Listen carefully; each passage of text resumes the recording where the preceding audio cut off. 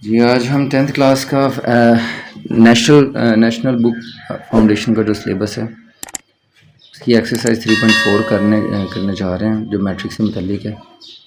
तो ये इसकी वर्ड प्रॉब्लम है। हमने इससे पहले पढ़ लिया है क्रैमर रूल और इन्वर्जन मेथड, जो इक्वेशंस होती हैं, लीनियर सिस्टम ऑफ इक्वेशन जो होता है उसे सॉल्व करने के लिए हमने दो मेथड पढ़े हैं 3.3 एक्सरसाइज में।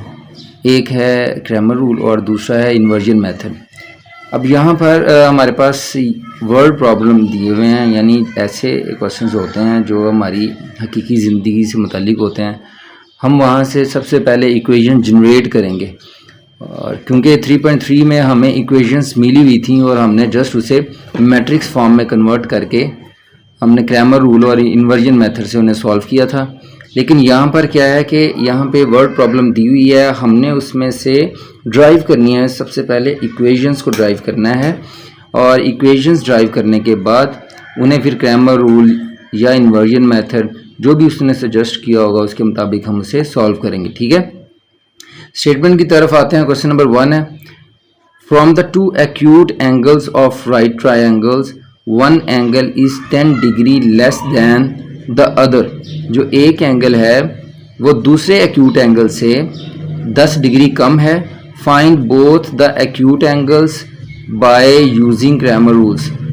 और हमें कहा जा रहा है कि आप वो जो दोनों एक्यूट एंगल हैं उन्हें आप क्रैमर रूल का इस्तेमाल करते हुए मालूम करें। अब क्रैमर रूल है, ज़ाहिर सी बात है, वो तो मैट्रिक्स में है और मैट्रिक्स में हमें पता है कि दो इक्वेशंस चाहिए। ये क्वेश्चन ऐसा है कि जो एक इक्वेशन से भी सॉल्व किया जा सकता है एक ही वेरिएबल लेट करके, मैं भी वो भी आपको बताऊंगा। लेकिन यहाँ पे हमें सजेस्ट किया गया है कि आपने क्रैमर रूल से करना है, और क्रैमर रूल के लिए हमें दो इक्वेशन सबसे पहले ड्राइव करनी है और उसके बाद हम इसे क्रैमर रूल से मैट्रिक्स में कन्वर्ट करने के बाद हम इसे क्रैमर रूल से सॉल्व करेंगे। ठीक है,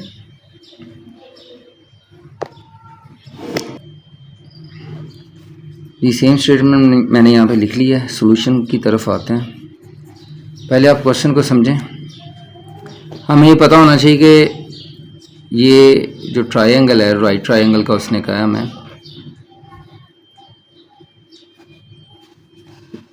राइट ट्रायंगल में ये वाला एंगल 90 डिग्री का है और इसमें दो एंगल एक्यूट हैं। एक्यूट एंगल वो होते हैं जो 90 डिग्री से कम होते हैं। तो डेफिनेटली ये बात ठीक है कि अगर एक 90 है तो दूसरे दोनों 90 से कम होंगे, तभी तो उसका आंसर सारे एंगल्स का जो सम है वो 180 आएगा। तो लिहाजा ये दोनों एक्यूट एंगल हैं। The angle which is less than 90 degree is known as acute angle. तो ये दोनों एक्यूट एंगल, उसने कहा कि ये राइट एंगल है, ये दोनों एक्यूट एंगल है। राइट मीन 90 का, इसका मतलब इसकी हमें वैल्यू मालूम है, जबकि ये दोनों एंगल की हमने वैल्यू मालूम करनी है इसमें। ठीक है, तो मैं सबसे पहले लेट करता हूँ। अब यहाँ पे चूंकि कुछ ने एक स्टेटमेंट में एक वर्ड यूज़ किया हुआ है, मैं ये भी यहाँ पे लिख सकता हूँ, let first angle is A and second angle is B. लेकिन मैं फर्स्ट और सेकंड की बजाय स्टेटमेंट को थोड़ा सा फॉलो करेंगे। स्टेटमेंट में ये है कि एक एंगल बड़ा है और दूसरा उससे 10 डिग्री जो है वो छोटा है। तो हम यहाँ पर बड़े की ये अज्यूम करने से कोई फ़र्क नहीं पड़ेगा। First angle let second angle कोई फ़र्क नहीं पड़ेगा, लेकिन ज़्यादा जो सूटेबल है वो ये है, मैं लिखूँगा let greater angle, greater acute angle.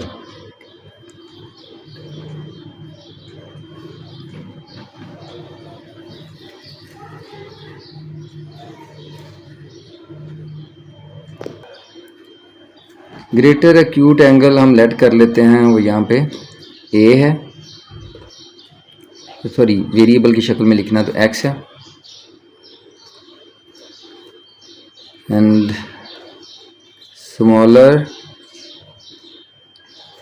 Acute angle is Y. ठीक हो गया, हमने दोनों एंगल डिफाइन कर लिए कि एक एक्स है और एक जो है वो वाई है। अब जो नेक्स्ट है स्टेटमेंट वो क्या है जी, from the two acute angles of a right triangle one angle is 10 degree less than the other. यानी एक एंगल जो है जो ग्रेटर है वो 10 डिग्री इससे ज़्यादा है, और जो स्मॉलर है वो डेफिनेटली इसका उल्ट बन जाएगा, ये 10 डिग्री उससे लेस है। तो हमने इससे एक इक्वेशन जनरेट करते हैं। मैं यहाँ पे लिखूँगा according to the given statement और गिवन कंडीशन क्या कह रहे हैं कि जो ग्रेटर एंगल है, ग्रेटर कौन सा है, एक्स है, क्या वो इक्वल है वाई के? अभी हम चेक करते हैं। ये ग्रेटर है और ये स्मॉलर है, और उसने कहा कि ये जो ग्रेटर है ये इससे 10 डिग्री ज़्यादा है और ये स्मॉलर जो है वो इससे 10 डिग्री लेस है। तो एक तो तरीका ये है कि इसे अगर इक्वल, बिकॉज हमें दो इक्वेशन चाहिए तो एक इक्वेशन यहाँ से जनरेट की जा सकती है। एक तो हम ये कर सकते हैं कि भाई जो स्मॉलर है उसमें 10 डिग्री हम ऐड कर दें, ठीक है, तो ये दोनों एक दूसरे के इक्वल हो जाएंगे। ये ग्रेटर एंगल एक्स और ये वाई स्मॉलर था, दोनों इक्वल नहीं थे, इक्वल करने के लिए स्मॉलर में 10 ऐड कर दिया। और या फिर आप ये भी कर सकते थे कि ये जो ग्रेटर है इसमें से 10 माइनस कर दें, यही 10 जो प्लस हो रहा है इधर आएगा तो -10 हो जाएगा और ये इक्वल वाई के हो जाएगा, ठीक है। इस तरह से भी आप लिख सकते हो, लेकिन हमने तो वेरिएबल्स एक तरफ रखने होते हैं, तो लिहाजा मैं इसे रीअरेंज करूँगा। एक्स, ये वाई इधर ले आएंगे -y और 10 उधर ले जाएंगे वापस, ठीक है। ये मैं आपको यहाँ से रेज कर देता हूँ, ठीक है। हम यहाँ पे मैं वैसे आप लिख सकते हैं, आप ये वाली जो स्टेटमेंट है इसे हम लिख सकते हैं कि जो ग्रेटर नंबर है वो ग्रेटर एंगल जो है वो स्मॉलर एंगल के इक्वल नहीं है। हमने लिखा हुआ इक्वल, इक्वल इसलिए लिखा कि हमें तो इक्वेशन चाहिए। अच्छा, अगर इक्वल करना है तो फिर हम क्या करें, हम जो ग्रेटर है उसमें से 10 माइनस कर देंगे, फिर भी ये इक्वल हो जाएंगे। तो इसी तरह से हमने ये काम कर दिया कि ये ग्रेटर एंगल था, ये स्मॉलर एंगल था, या तो इसमें 10 ऐड कर दो ताकि ये इसके इक्वल हो जाए, और या फिर इसमें से 10 माइनस कर दो ताकि ये स्मॉलर के इक्वल हो जाए। ये बिल्कुल इसी तरह से है कि अगर एक एंगल 80 है, ठीक है, और एक एंगल जो है, इसके अलावा मैं कोई और एग्जांपल दे देता हूँ। अगर एक एंगल जो है 50 है और एक 40 है, ठीक है, क्योंकि दोनों एक्यूट एंगल का सम जो है वो 90 होना चाहिए। इसका ये 90 है तो हमने ऐसे दो एक्यूट एंगल लेने हैं जिनका सम भी 90 होगा। तो ये तो मैंने सपोज किया, देखते हैं हमारा आंसर क्या आएगा। तो यहाँ पर एक एक्यूट एंगल 50 है और एक एक्यूट एंगल 40 है। अब 50 40 के इक्वल नहीं है, लेकिन अगर मैं चाहता हूँ ये इक्वल हो जाए तो फिर मुझे क्या करना पड़ेगा, 40 में 10 ऐड करना पड़ेगा, और ये भी क्या हो जाएगा, ये भी 50 हो जाएगा। 40 में 10 ऐड कर देंगे, अब ये इक्वल हो गया इसके, या 50 में से 10 माइनस कर दो, ये दोनों 40 बन जाएंगे। तो इक्वलिटी बनाने के लिए हम क्या करते हैं, स्मॉलर में 10 ऐड कर दिया या फिर ग्रेटर में से 10 माइनस कर दिया। खैर मैंने इसे ले लिया और ये इक्वेशन मैंने सेट कर दी, इक्वेशन नंबर 1 हमारे पास हो जाएगी, ठीक है, हो गया। अब एक इक्वेशन बनी है स्टेटमेंट से, दूसरी इक्वेशन के लिए देखते हैं कोई चीज़ मिलती है हमें। एक तो ये कंडीशन होगी कि one angle is less 10 degree less than the other one, find the both acute angles. हमारे पास और कोई स्टेटमेंट विजिबल नहीं है, नज़र नहीं आ रही है, लेकिन आपने याद रखना है कि जब भी एंगल्स की बात हो ट्राइंगल के अंदर, तो आपने सबसे पहले ये ज़हन में लेके आना है कि भाई sum of the all the internal angles, जितने भी अंदर वाले जाविये हैं, एंगल्स हैं किसी भी ट्राइंगल के, उनका सम जो है वो 180 डिग्री होता है। तो यहाँ पे देख लें जी, ये एक्स है, ये वाई है और ये 90 डिग्री है। तो मैं यहाँ पे ये लिख सकता हूँ एज वी नो दैट, आपको भी पता है और मुझे भी पता है कि भाई सम ऑफ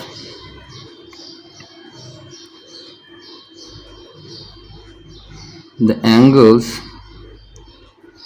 इंटरनल एंगल लिखना तो लिख सकते हो आप, ऑफ अ ट्राइंगल, कोई भी ट्राइंगल, जरूरी नहीं वो राइट ट्राइंगल है, कोई भी ट्राइंगल, वो 180 के इक्वल होता है सम। अब यहाँ पे 3 मेरे पास एंगल मौजूद हैं, एक एक्स है, एक वाई है और एक 90 डिग्री है। इसका मतलब एक्स प्लस वाई प्लस 90, तीनों को जो सम है वो किसके इक्वल होगा, 180 के। 180 डिग्री, डिग्री साइन लगा सकते हो आप, लेकिन जब इक्वेशन जनरेट करनी है तो हमें डिग्री लगाना ज़रूरी नहीं है, एंड पे आंसर में हम लाजमी देंगे, ठीक है। तो ये हो जाएगा एक्स प्लस वाई 180 प्लस 90 है, इधर आएगा तो -90 हो जाएगा, और ये हो जाएगा X plus Y equal 90 degree. तो हमारे पास कितनी इक्वेशंस होगी, 2, एक ये है और एक ये इक्वेशन। तो अब इक्वेशन वाले मेथड से भी हम इसे सॉल्व कर सकते हैं, मतलब दोनों इक्वेशंस को ऐड करके एक वेरिएबल रिमूव करके, लेकिन हमने उस तरफ नहीं जाना, हमें सजेस्ट किया गया है कि क्रैमर रूल से करना है।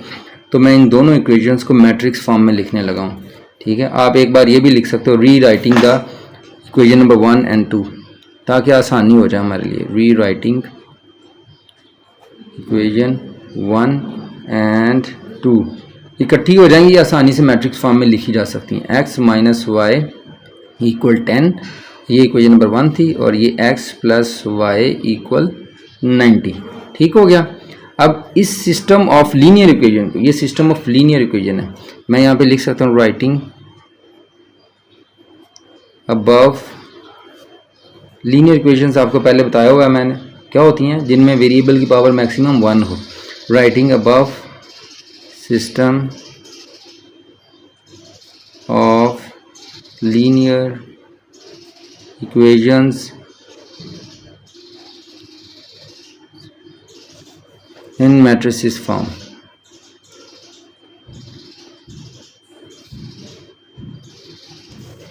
चलें हम मैट्रिक्स की फॉर्म में लिखने लगे हैं। ये इसका कोफिशिएंट कोई नहीं है तो क्या है 1, इसका 1, इसका 1, इसका 1। लेकिन जब माइनस का साइन होगा तो हम लाजमी लिखेंगे माइनस का साइन, और पॉजिटिव साइन लिखने के लिए आपको पता है कि पॉजिटिव साइन ज़रूरी नहीं है किसी चीज़ के साथ पॉजिटिव साइन जो है वो मेंशन किया जाए।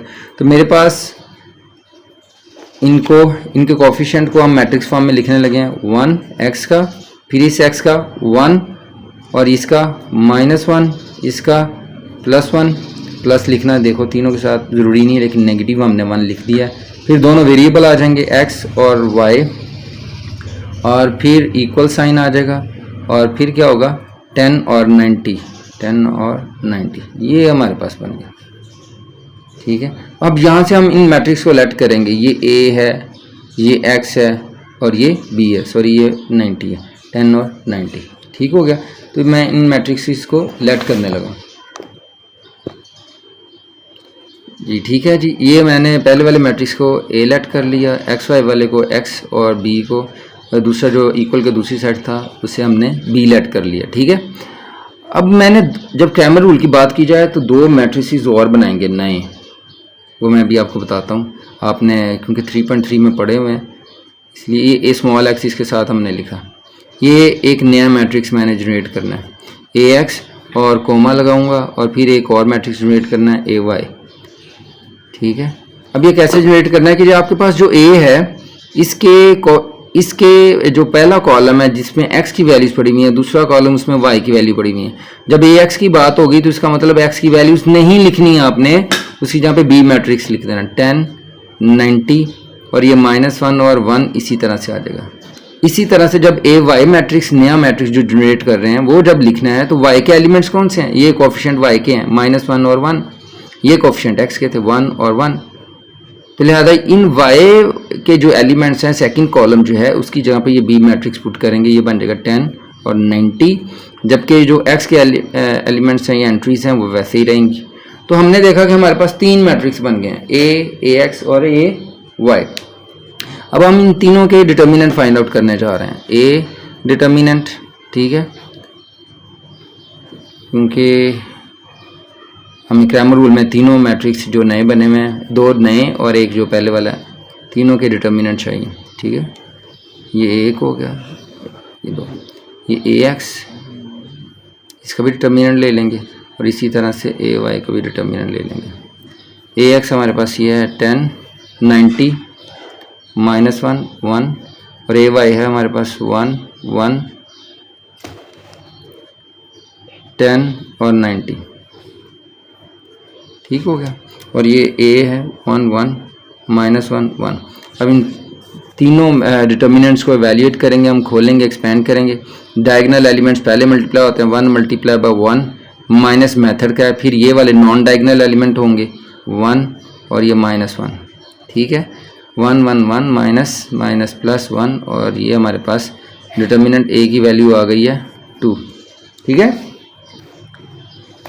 अब ax की बारी है, इस डिटर्मिनेंट को हमने फाइंड आउट करना है। 10, 1, 10 आप डायरेक्ट भी कर सकते हैं, डायरेक्ट मल्टीप्लाई, माइनस इसी तरह से 90 और ये वाला -1, तो ये 10, 1, 10 हो जाएगा, माइनस माइनस प्लस 91, 90, और ये हमारे पास क्या आ जाएगा 100। ठीक है, ax की वैल्यू n सर्कल करते जाएंगे इन्हें, और लास्ट रह गया ay इक्वल होगा, ये 90 है, 90 × 1 माइनस मेथड का, फिर नॉन डायगोनल एलिमेंट्स 1 इंटू 10, पहले ये वाले और फिर ये वाले एलिमेंट्स 90 माइनस 10 और ये हमारे पास क्या आ जाएगा 80। ओके, लेकिन ये हमारे पास ए वाई भी आ गया।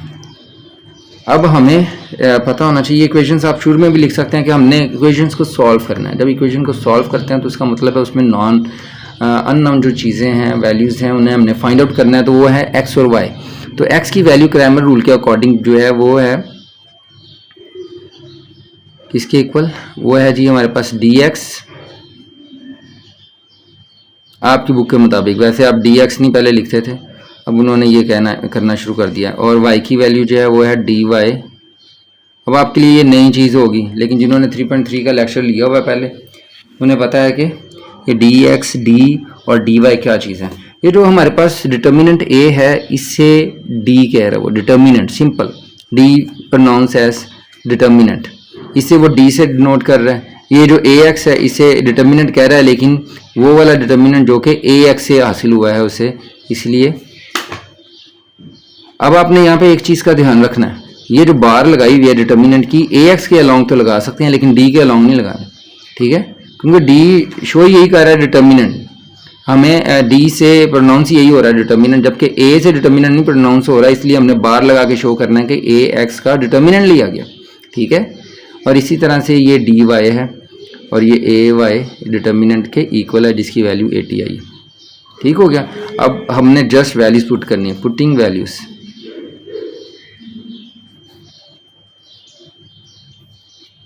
ये आप इक्वेशन नंबर देना चाहते हो तो दे दें, नहीं तो सिंपल लिख दें इन अबव इक्वेशंस। ओके, ये x है, dx की जो वैल्यू है वो हमारे पास 100 है और d की जो वैल्यू है वो 2 है। इसी तरह से जो y है, इसमें dy की जो वैल्यू है वो 80 है और नीचे d डिटर्मिनेंट है और इसकी वैल्यू जो है वो 2 है। सिंप्लीफाई करेंगे हमारे पास आ जाएगा x is equal to 50 and y is equal to 40। जिस क्वेश्चन में हम कुछ लेट करते हैं उसे एंड पे उसी स्टेटमेंट के साथ दोबारा लिखेंगे। अब मैंने इस स्टेटमेंट में जब लेट किया था तो हमने लिखा था greater acute angle is x, smaller acute angle is y, और हमें कहा गया था फाइंड बोथ एक्यूट एंगल्स। तो x और y की वैल्यूज आ गई, हम लिखेंगे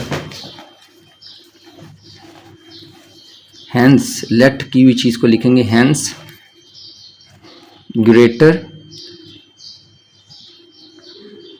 acute angle is equals to X, और वो कितना 50 और एंगल है चूंकि इसलिए डिग्री साइन लगाएंगे ऊपर ये, और इसी तरह से स्मॉलर एक्यूट एंगल वाई और ये आ जाएगा 40 डिग्री। ओके, अगर आप चेक करना चाहते हैं, ये ऐसे क्वेश्चंस होते हैं जिन्हें आप चेक कर सकते हैं। तो चेक में क्या था, उसने यही कहा था, पहली कंडीशन ये थी कि इन दोनों एंगल का जो सम है वो 90 डिग्री होगा, हमने कहा पहले। और दूसरी ये थी कि ये दोनों एक दूसरे के इक्वल नहीं है, ये स्मॉलर है ये ग्रेटर है। स्मॉलर में अगर 10 ऐड कर देंगे, क्योंकि वैसे 10 लेस था, 10 ऐड कर देंगे दोनों एक दूसरे के इक्वल हो जाएंगे। तो ये इस कंडीशन को सेटिस्फाई कर रहा है, इट मीन के हमारा जो आंसर है वो बिल्कुल करेक्ट है। जी स्टूडेंट्स, अब क्वेश्चन नंबर 2 की तरफ आते हैं। हम देखते हैं इन क्विज, एक टेस्ट हुआ है, क्विज है। Abdullah correctly replied 15 out of 20 questions from literature and science. तो हमें यहाँ से पता चला कि क्विज में 2 मजमून हैं, 2 सब्जेक्ट हैं जिनके क्वेश्चन पूछे गए हैं, लिटरेचर है और साइंस है। और टोटल क्वेश्चन जो हैं लिटरेचर के और साइंस के वो 20 क्वेश्चन हैं, और अब्दुल्ला ने उनमें से 15 क्वेश्चन के सही आंसर किए हैं, ठीक है। गेटिंग ₹125, इसका मतलब ये हुआ कि क्वेश्चन सॉल्व करने पर उसके लिए एक रिवार्ड रखा गया है, इनाम रखा गया है, एक रकम रखी गई है। उसे कहा गया है कि आपने जो 15 क्वेश्चन सॉल्व किए हैं उसके आपको 125 रुपये मिलेंगे। अब वो किस हिसाब से मिलेंगे, if every correct literature reply is credited ₹5, मतलब अगर लिटरेचर का वो करेक्ट आंसर देता है तो उससे 5 रुपये मिलेंगे। And every correct science reply is credited ₹10, और अगर वो साइंस के एक क्वेश्चन का दुरुस्त जवाब देता है, आंसर देता है, तो उसे 10 रुपीज़ मिलेंगे। Then find the number of correct replies of literature and science separately. तो कहता है कि ये जो 15 क्वेश्चन हुए हैं इनमें से आप ये बताएं कि कितने करेक्ट, क्योंकि ये 15 क्वेश्चन उसके करेक्ट थे, तो इनमें से 15 में से कितने लिटरेचर के क्वेश्चन थे और कितने साइंस के क्वेश्चन थे, ये हमने फाइंड आउट करना है। ठीक है, ये हमारे पास स्टेटमेंट है, वही statement in quiz Abdullah correctly replied 15 out of 20 question. हमें ये पता है कि टोटल क्वेश्चन जो करेक्ट हुए हैं वो 15 है। ठीक है, तो हम यहाँ पे लिखेंगे और हमने फाइंड आउट करना है कि साइंस के कितने क्वेश्चन थे जो करेक्ट हुए और लिटरेचर के कितने थे। तो जो चीज़ फाइंड आउट करनी होती है ना, मोस्टली हम उसे ही लेट कर रहे होते हैं। तो मैंने यहाँ पे सपोज कर लेना है number, let number of correct replies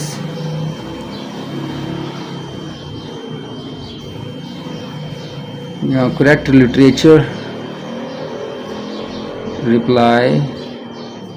replies of literature, यूं कर लो, लिटरेचर। तो लिटरेचर के जो करेक्ट रिप्लाई हैं वो कितने हैं, x हैं। इसी तरह से number of correct replies of science वो y है।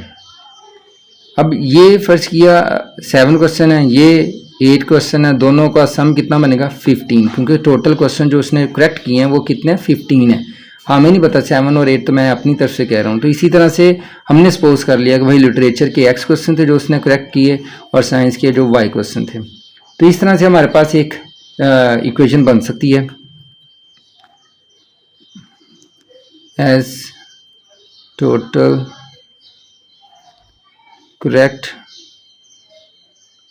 Questions replies, total correct replies वो कितने हैं, हमारे पास 15 है, और टोटल करेक्ट रिप्लाईज जो हैं वो अगर 15 है तो टोटल में आता क्या है, सो x यानी लिटरेचर के रिप्लाईज और y साइंस के रिप्लाईज, टोटल कितने 15। ये equation number 1। Okay,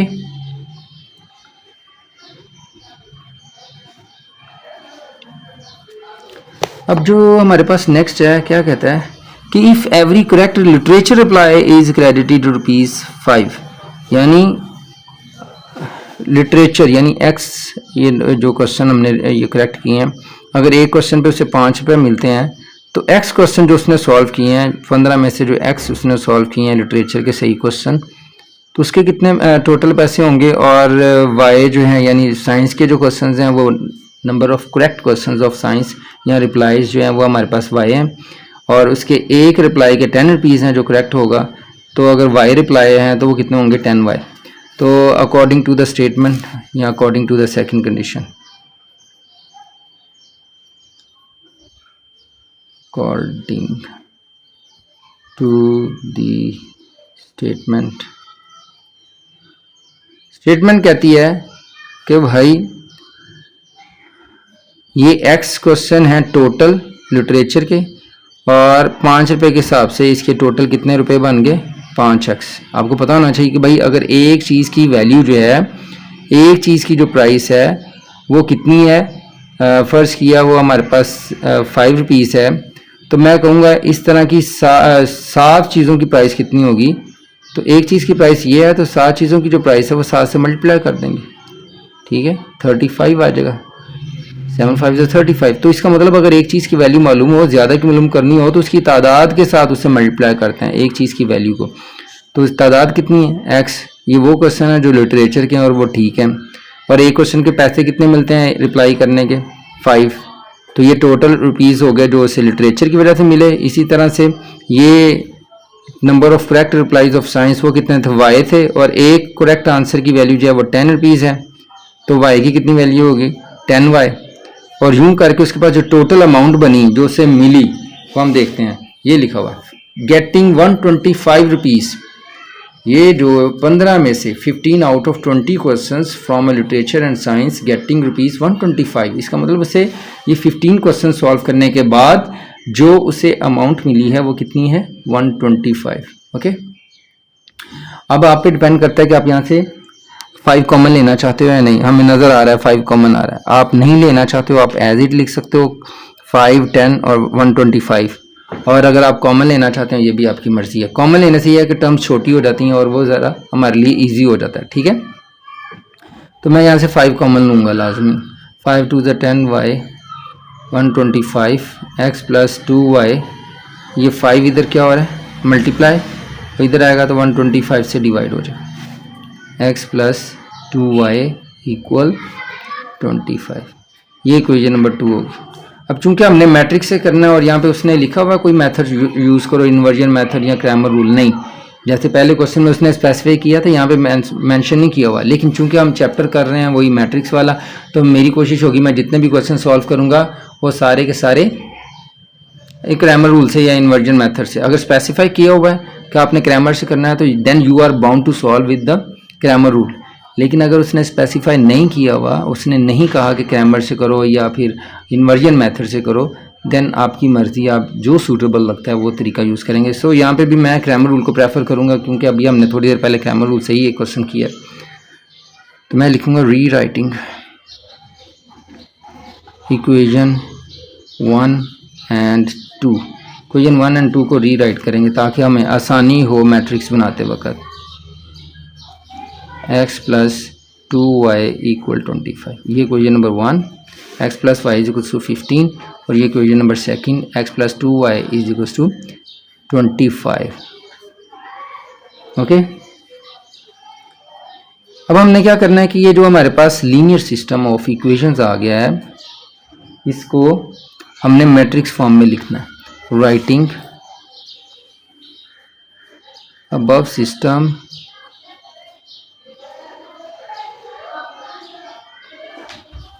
of linear equations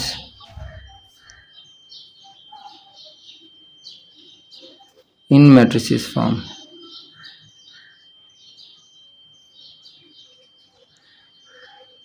या मैट्रिक्स फॉर्म भी लिख सकते हो, मैट्रिसेस फॉर्म भी लिख सकते। ठीक है, हम नेक्स्ट पेज की तरफ जाते हैं। एक बार मैं वहाँ पे इक्वेशन फिर लिखूंगा आपके लिए ताकि आपको आसानी हो। जो पहली इक्वेशन है वो हमारे पास है x प्लस वाई इक्वल 15 और जो सेकंड है वो है x plus 2y equal 25। Okay, अब हम इस मैट्रिक्स फॉर्म में लिखने लगे। ये आप लोगों के लिए लिखा मैंने दोबारा। ये मैट्रिक्स फॉर्म में क्या बनेगा जी, हमारे पास 1, इसे मैं सर्कल कर देता हूँ क्योंकि ये पहले लिख चुके हैं, इसकी ज़रूरत नहीं। सिर्फ हमने एक सीक्वेंस बरकरार रखने के लिए मैंने ये इक्वेशंस दोबारा पीछे से लिखी है। 1 1, ये 1, ये 2, x y और इक्वल कांस्टेंट टर्म्स 15 25। ये हमने इनको मैट्रिक्स फॉर्म में लिख लिया, सारे कांस्टेंट 1 1 1 2, ये कोफिशिएंट हो गए, सारे वेरिएबल्स x और y हो गए, ये 15 एंड 20। ठीक है, अब हम इनके जाहिर सी बात है इनके नाम लिखते हैं क्योंकि हम मैट्रिक्स को कॉल करते हैं। किसी भी चीज़ को कॉल करने के लिए, बुलाने के लिए हम उसका एक नाम रखते हैं। बिल्कुल इस तरह से इनके भी नाम रखने पड़ेंगे हमें। ये है जी 1 1 1 2, अगर पॉजिटिव साइन हो तो लिखने की कोई ज़रूरत नहीं, कोमा लाजमी लगाना है नेक्स्ट मैट्रिक्स को शो करने से पहले, x y और फिर कोमा, फिर b मैट्रिक्स। ये कांस्टेंट टर्म्स आ जाएंगी 15 एंड 25। ओके, अब हमने अपनी तरफ से सपोज करने हैं क्योंकि क्रैमर रूल हम यूज़ करने जा रहे हैं, तो हमें पता है कि इसमें 2 मैट्रिक्स और सपोज करने पड़ते हैं। एक है ax और एक होता है ay। ax कैसे होता है कि जो x की वैल्यूज़ हैं, ये x की वैल्यूज़ थी 1 1, ये y की वैल्यू है 1 2। ठीक है, तो x की वैल्यूज़ को रिप्लेस कर देते हैं 15 और 25 इन कांस्टेंट टर्म्स के साथ, 15 25। सिमिलरली ये 1 और 2 वैसे आ जाएगा एंड एक नया मैट्रिक्स बनेगा, वो है ay। उसमें हम क्या करेंगे, y के जो एलिमेंट हैं 1 1, ये y के एलिमेंट है 1 और 2, इनकी जहाँ पे भी ये b मैट्रिक्स लिख देंगे 15 25। तो जब हमने ay लिखते हैं तो क्या करते हैं, एक्स की वैल्यूज़ वैसे लिख देनी है और वाई की वैल्यूज़ की जहाँ पे 15, 25 यानी ये सेकंड बी कॉलम लिख देना है, बी मैट्रिक्स। और इसी तरह से जब एक्स ए एक्स फाइंड आउट करना है तो हमने उसके एक्स के कॉलम, एक्स का जो कॉलम फर्स्ट कॉलम है वहाँ पे हमने ये बी मैट्रिक्स पुट कर देना है। ओके, अब हम तीनों के क्या मालूम करना चाह रहे हैं, डिटर्मिनेंट। वो हमें कैसे पता चलेगा, जाहिर सी बात हमें कोई रट्टा तो नहीं लगाना। तो हमें पता है कि यार हम करना क्या चाहते हैं, हम अननाउन जो वैल्यूज़ हैं जिन्हें हम नहीं जानते हैं एक्स और वाई, हम उनको फाइंड आउट करना चाहते हैं। ठीक है, एक एक्स है और उसका फार्मूला है डी एक्स, छोटा सा एक्स लिखना आपने नीचे और ये कैपिटल डी। ये इक्वेशन नंबर आप 3 कर लें क्योंकि इससे पहले 1 और 2 नाम दे चुके हैं। एंड जो दूसरी इक्वेशन बनेगी वो है जी वाई, वो है G D Y over capital D. ये इक्वेशन नंबर 4 हो जाएगी। ठीक है, तो ये डी एक्स क्या चीज़ है, ये इस एक्स वाले मैट्रिक्स का डिटर्मिनेंट है। ये डी वाई क्या चीज़ है, ये ए वाई का डिटर्मिनेंट है। और ये डी क्या है, सिंपल ए का डिटर्मिनेंट है। तो हमने ये 3 डिटर्मिनेंट्स मालूम करने हैं। तो मैं इसे कोशिश करूंगा एक ही जगह पे आ जाए ताकि आपके सामने बिल्कुल चीज़ क्लियर हो। यानी सबसे पहले मैं डी को प्रेफर किया करते हैं हम। वजह क्या है कि अगर कोई डी किसी का, यानी ये जो ए मैट्रिक्स है इसका डिटर्मिनेंट अगर 0 आ जाए तो सोल्यूशन नॉट पॉसिबल होता है। इसलिए हमेशा पहले इसे आपने फाइंड आउट करना है। ओके, तो ये ए की वैल्यू इसमें पुट करेंगे तो डी आ जाएगा। इसी तरह से डी एक्स है, छोटा सा एक्स लिखना है आपने, ये ए एक्स का डिटर्मिनेंट के इक्वल होगा। डी मीन डिटर्मिनेंट और इसे बार लगाने की कोई ज़रूरत नहीं है, ये डिटर्मिनेंट लगा दिया हमने। और ये इक्वल होगा ए एक्स का वैल्यूज़ यहाँ पे आ जाएंगी। और इसी तरह से ये मैंने पहले स्पेस यानी अरेंज कर लिया कि ये टी वाई जो है ए वाई का डिटर्मिनेंट है। ओके, तो ये हमारे पास ये बन जाएगा ए वाई। अब ए की वैल्यूज़ जो हैं वो मेरे पास ये पड़ी हुई हैं 1, 1, 1 एंड 2। और डी एक्स की वैल्यू ये ए एक्स के इक्वल है, ये है 15, 25, 1 एंड 2। और डी वाई जो है वो ए वाई के इक्वल है, वो है 1, 1, 15, 25। तो मैं ये 3 डिटर्मिनेंट मालूम करना चाह रहा हूँ पहले। और जैसे ये हो जाएंगे ये तीनों डिटर्मिनेंट्स की वैल्यू यहाँ पे पुट करेंगे, एक्स और वाई आ जाएगा हमारे पास। लें जी, डायगोनल एलिमेंट्स को पहले मल्टीप्लाई करते हैं, 1 मल्टीप्लाई बाय 2 माइनस मेथड का, फिर 1 मल्टीप्लाई बाय 1। ओके, और ये आ जाएगा 2 माइनस 1 और 2 में से 1 निकलेगा तो 1। ये डी की वैल्यू आ गई। इन सर्कल लाजमी करना आपने। ठीक हो गया। अब डी एक्स है, इसमें आपने क्या करना है, डायगोनल एलिमेंट्स पहले मल्टीप्लाई होंगे, 15 मल्टीप्लाई बाय 2, फिर नॉन डायगोनल ये वाले माइनस 25 मल्टीप्लाई बाय 1। ठीक है, 15 को 2 से मल्टीप्लाई करेंगे 30 माइनस 25 और ये हमारे पास आ जाएगा 5। ओके, जो नेक्स्ट है लास्ट वो है जी हमारे पास डी वाई। ये 15 को मल्टीप्लाई करेंगे, सॉरी 25 है, ये 25 को मल्टीप्लाई करेंगे 1 के साथ, या आप डायरेक्ट भी लिख सकते हो 25 1 25 minus 1 multiply by 15। Diagonal elements पहले, नॉन डायगोनल बाद में। ओके, ये बन जाएगा 25 माइनस 15 और हमारे पास आंसर आ जाएगा 10। ये डी वाई हो गया और इसे भी हम इनसर्कल कर देंगे। अब हम लिखेंगे ये 3 आए हैं डिटर्मिनेंट्स, 1, 2 और 3। ठीक है, यूँ आप इसे वर्टिकली भी सॉल्व कर सकते हो, पहले डी एक्स फाइंड आउट करो फिर डी वाई, फिर तो यूँ काफ़ी लंबा सवाल लगता है क्वेश्चन बच्चों को जो है ना, वो मैं समझता हूँ ऐसे ज़्यादा सही है। तो मैं लिखूँगा putting values in equation 3 and 4। ठीक है, 3 एंड 4, 3 एंड 4 में वैल्यूज पुट करनी है हमने। एक्स इजिकल्स टू आ जाएगा, डी एक्स की वैल्यू पुट करेंगे इसमें। ये देखो D x over D x find out करने के लिए डी एक्स ये पड़ा हुआ है 5 ओवर डी, डी की वैल्यू ये पड़ी हुई है 1। एंड इक्वेशन नंबर 4 में हम वैल्यू पुट करेंगे, वाई इजिकल्स टू आ जाएगा डी वाई की वैल्यू कितनी है 10 ओवर कैपिटल डी, यानी ये डिटर्मिनेंट जो है इसकी वैल्यू 1। तो हम देखते हैं जी एक्स का आंसर आ गया 5, 1 नीचे डिवाइड होके ख़त्म हो जाएगा, वाई 10। अब जो चीज़ हमने सपोज की होती है उसे एंड पे हम दोबारा लिखेंगे, हेंस हम फाइंड आउट क्या करना चाहते थे। दोबारा देखते हैं number of correct replies of literature वो x था, ये लेट किया हुआ था, और number of correct replies of science वो y था।